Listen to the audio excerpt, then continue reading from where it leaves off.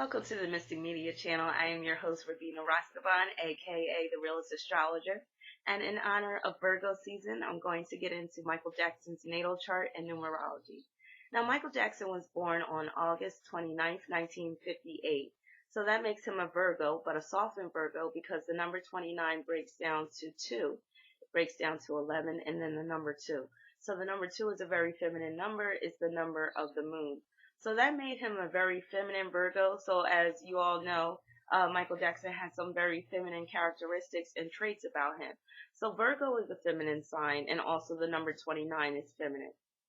The number 29, as I mentioned in numerous videos when dealing with celebrity charts and numerology, is the hardest number to deal with of all. It's a number of heavy karma. It's a number of tremendous challenge, and often the person has some type of internal conflict always going on. So the number 29 is very hard for a person to navigate. So Micheal Jackson came into this life just with tremendous challenges, a feeling of not really knowing who he was, a feeling of being lost even though he was surrounded by family and friends and fans. So the number 29 is really rough. And that explains a lot of his difficulties. With the number 29, like I said, it breaks down to 11, then breaks down to 2.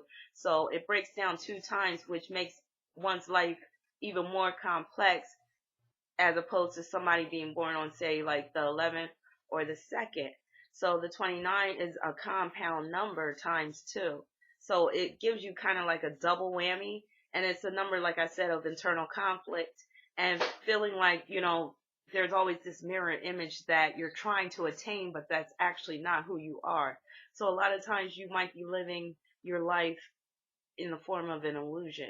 So that definitely speaks about Micheal Jackson and his sense of identity, him not being comfortable with who he was as a black man, and him, changing his nose and his lips and arguably his skin color. Now, some people say, oh, well, he had vitiligo, but I believe that he actually lightened his skin. He might have had vitiligo, but it seems like he chose to go like totally to the left and, totally lighten his skin to the point of becoming like an albino.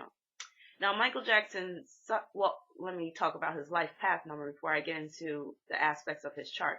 So his life path number is a 6. Now, 6 is a number of artistic expression. It's the number of Venus. So that can deal with music, it can deal with dance, it can deal with just being a really great performer. Also, since his life path number is a 6, and that deals with artistic expression, it shows that he was living according to his life path. Now, when dealing with his chart, he has a lot of things going on, which points to a lot of his internal conflict, and it reinforces the number 29. So he had his sun at the 6th degree of Virgo. That actually was his saving grace because the 6th degree is a degree of Venus. It's a very smooth degree. It's one of artistic expression. Again, like I said, there goes that number 6, same with his life path number. So that made him an artist naturally. And in Virgo, it made him a good singer because Virgo can deal with having a great singing voice and singing talent. Also, Virgo is the sign of the perfectionist. So just think about how Micheal Jackson was a perfectionist in terms of his dance in particular. Now, he has Sun conjunct Pluto. Now, Sun conjunct Pluto can bring one to a high degree of prominence and popularity. However, the person may often lack their own identity in life, and they may be heavily influenced by the people around them. They may also be under other people's power where they feel like they are powerless on their own. So that deals with Micheal Jackson being under control of others from a very early point in his life, starting with his father. And the sun in a person's chart can deal with their relationship with their father or who their father was. So with that Sun conjunct Pluto, that deals with Joe Jackson being very controlling, very domineering, abusive even. So because Pluto deals with all of that, domination, abuse of power, control. So that definitely deals with Micheal Jackson's relationship with his father, but also it can deal with people around him, especially those in the record industry, those executives. He talked about his beef with Tommy Mottola, and he actually was very outspoken about that. He has Mercury square Mars. I'm going to get into that a little bit more later on. But that Sun conjunct Pluto deals with him being under the influence of people. And a lot of times Pluto will bring negative influences in one's life. Also, Pluto conjunct his sun can deal with him transforming himself. So transforming his identity into someone who he thinks would have more power or would will more power. So just think about, America and how, this country has been founded upon white supremacy. And so Michael Jackson, he internalized that being around all of these high level white executives. I'm pretty sure he was told all his life, oh, you're this wonderful star and you're great and talented, but if only you were white, you would just skyrocket. You would be bigger than life, larger than life. And really he was, but obviously being a black man with that stature and success, it still wasn't enough for him. So he had to change his image through surgery. So Pluto deals with surgery. So Pluto right next to his sun can deal with him being, transforming himself through surgical procedures. Now, Pluto is at the second degree of Virgo. And again, there goes that number 2. I said that his birth number is a 29. It breaks down to 2. So Pluto being at the second degree, that's that moon energy. That moon energy can deal with illusion. It can deal with having a mirror image of himself. So think about that song he put out, Man in the Mirror. More about that in a minute. He also has a lot of activity going on in his 6th house.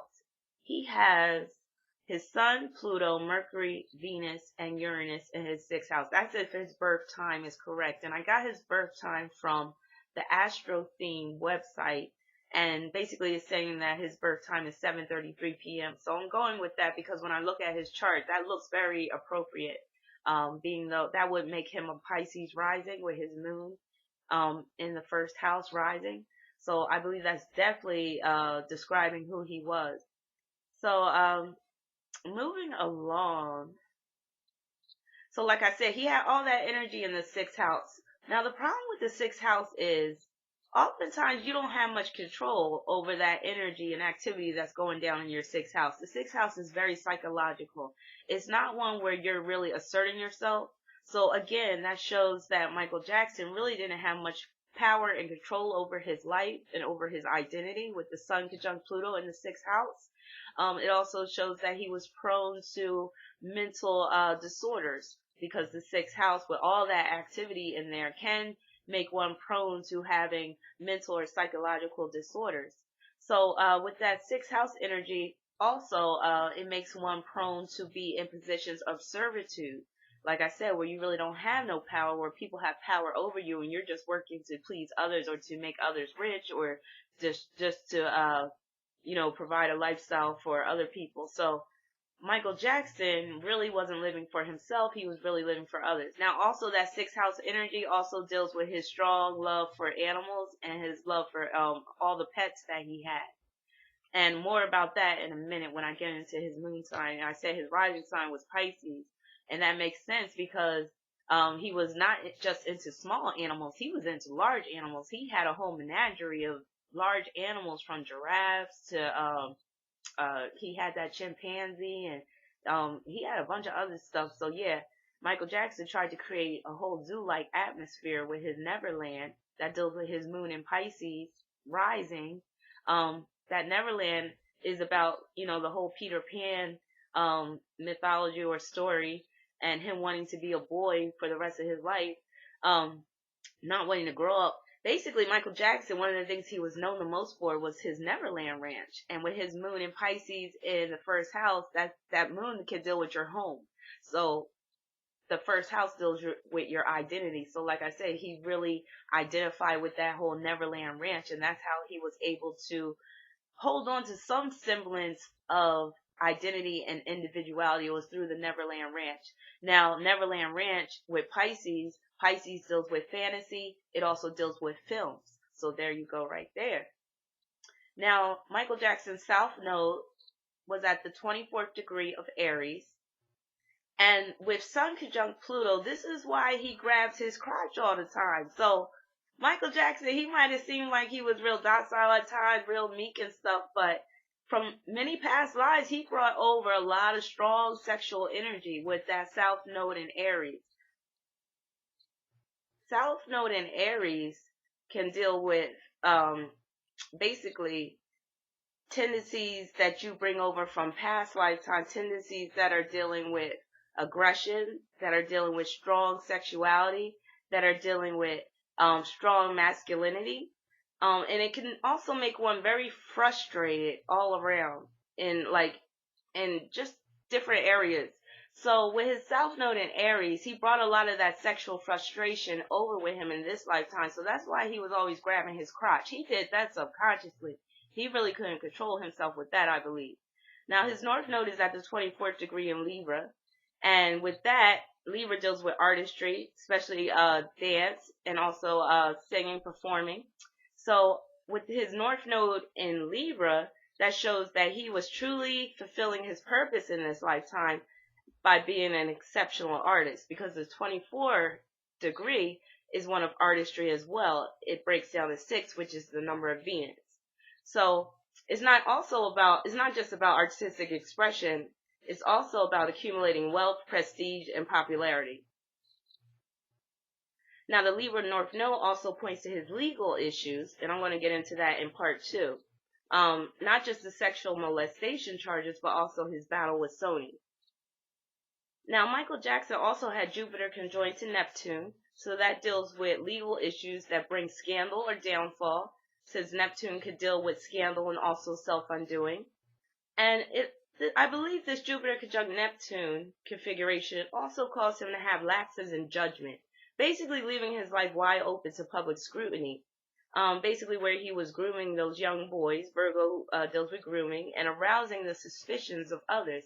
So Micheal Jackson, he really didn't hide the fact that he was keeping company with these young boys. So that led to his own downfall, because he was kind of arrogant in that respect, thinking that, what he was doing was perfectly fine, even though it was arousing the suspicions of others. That definitely could deal with Jupiter conjunct Neptune. Jupiter conjunct Neptune can also deal with a serious lack of boundaries. Now, Jupiter rules his house of career and also his ascendant through Pisces, his ascendant that deals with the beginning of his first house. Now, Neptune rules Pisces, so yes, he was very open with his questionable activities, and as a result of his high-power career, which deals with Jupiter ruling his midheaven, he was also able to do things that other men would not be able to get away with, such as having slumber parties with young boys.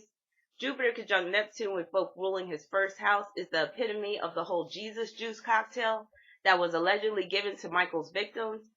Now, I'm not saying this is so. This is pure astrological potential that I'm showing you. But basically, the potential is there.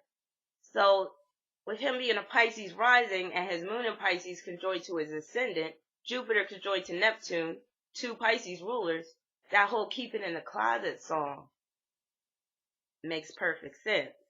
However, he couldn't keep it in the closet. Now, I'm not saying that, he was molesting those boys, but so far, looking at his chart, it looks like he definitely had the potential. But I'm going to get more into his sexuality in part 2. I'm going to talk about whether I see the potential for him actually to commit that type of act against those boys or the alleged victims. And I'm also going to get into a little bit more like his asteroids and whatnot. But this is part 2. Stay tuned for part 1. Hope you found this enlightening. Peace and blessings.